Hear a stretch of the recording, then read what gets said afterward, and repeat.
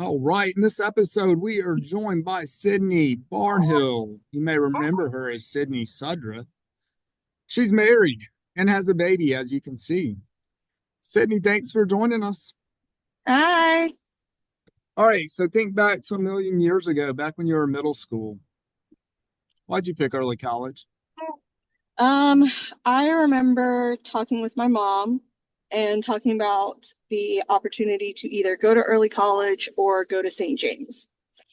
Um, I knew that St. James just wasn't for me. Going to middle school at St. James was great, but there was a lot of drama. I know my mom said that early college would be a good opportunity for me to meet new people, kind of get away from the people that I had been going to middle school with that caused a lot of the drama. And it would be a good academic opportunity for me as well. So, really, just the timing was right, socially and academically, to make the switch to early college instead of St. James. Good logical decision. We're glad you made it. All right, so you get in. We make you go through Bridge Week. Mhm. Always a good time. Freshman year was freshman year what you thought it would be? Um, for the most part, I would say yes. There was a lot of your everyday like high school classes, besides Avid, and it was a lot of just being with my class and meeting them, and interacting with them. That's who the majority of my classes were with. And it was the just, algebra. We had, I think I took geometry, English 1, English 2, kind of figuring out who I was going to be for these next 4 years and that kind of thing. It was kind of what I expected for the most part. Avid, I don't know what I expected out of that, but it that was outside of what I expected freshman year to include.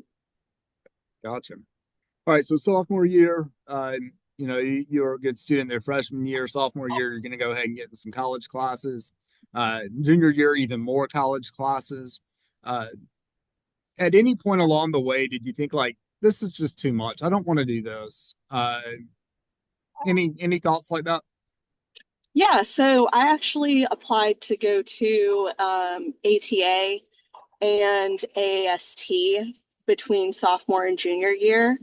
And I ended up getting into both schools. And I honestly, I made the decision early summer, I think I want to say June, to go to ATA. And then just because not even that academically early college was too much, just again, socially, there were a lot of problems. There was a lot of drama in sophomore year in my friend group. And it was not a great year for me, just to be quite frank. And at the very last second, like a week before we got back to school, I decided to remain at early college. And that was a purely my decision. My parents were um, on board and supportive of whatever I had decided to do. But ultimately, because I was on the road to earn my associate's degree before graduating high school, um, ultimately I decided that having an earned associate's would be better for me in moving forward. And in the going into a 4 year institution, that would be better for me than switching up schools just because my friend group wasn't what I expected it to be. Gotcha. So I ended up a week before emailing the guidance counselor at ATA and saying, "Hey, I want to stay at early college. I don't want to go to ATA anymore." And emailing the guidance counselor, I forget who it was at the time at early college, and saying, "Hey, I've changed my mind. I want to stay a student at early college." So, all right, so junior year, senior year, you're taking mainly tech stuff. What were you Mhm. majoring in? Were you an associate of arts or associate of science? I did Associate of Arts, so it was luckily I didn't have to take like anatomy and physiology. That was something I didn't want to take. I think I got my college algebra out of the way too. That wasn't that bad. Lots of English, lots of foreign language, which was not fun, but at least I didn't have to do it at Coastal, which is where I ended up. So all was well. Sense. All right, so you said you went to Coastal. What led you to Coastal? Honestly, so it was partially my fault why I ended up at Coastal. I did not take um the application kind of week or whatever that we do at early college very seriously. I didn't. So I didn't apply to a lot of schools. I applied to Coastal and I applied to UNC Chapel Hill. Didn't get into UNC Chapel Hill even with my grades and my GPA. Got into Coastal, so I just kind of wound up at Coastal. But it was all okay. It worked out in the end. What advice would you give those seniors? Because it may be 2025, but I'll be Yeah. honest, Nate, a lot of that's the same thing. It's like, all right, well, I'm going to apply to like Duke and Texas and all of this stuff. And, Hmm. and some of them may not even apply to Coastal. What do you say to those seniors? Take that time where you're doing applications seriously. That can make all the difference. Go ahead and apply to Coastal. I think they have admissions people from Coastal that come in and actually walk through the application with you. I was actually blessed to do that at another school, so I did get to see the process on both sides, which is kind of cool. Go ahead and apply. It's a free application. More often than not, they have some kind of like promo code or whatever to get you to apply for free. So you might as well. Coastal is also test optional at this point, so you don't have to take the SAT or the ACT. You just might have to provide more writing samples.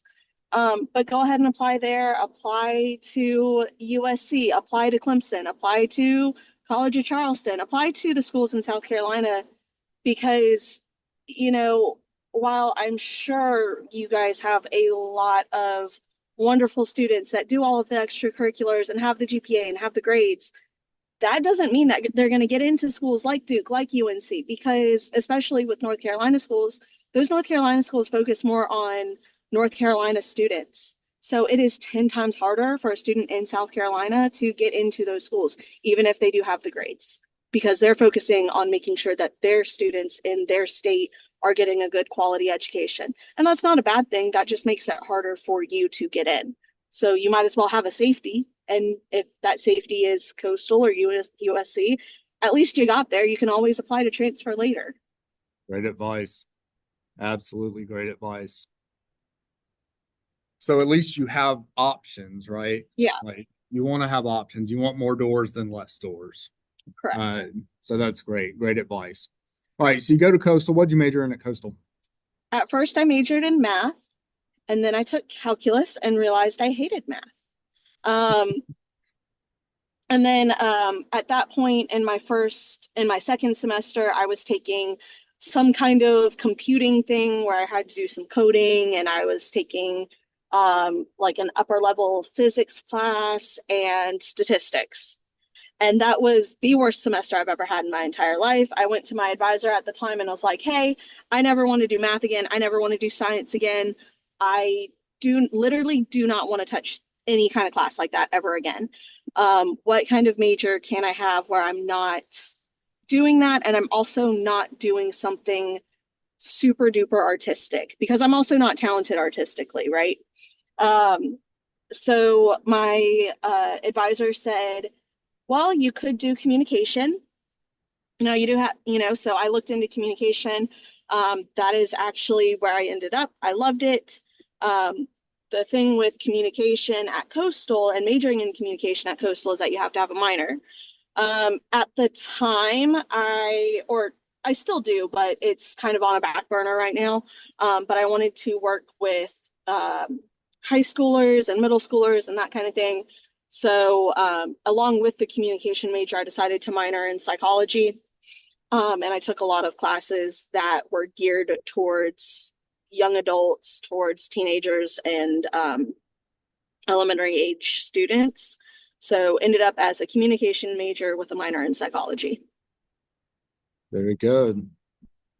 All right. So you finish that one up. Then what?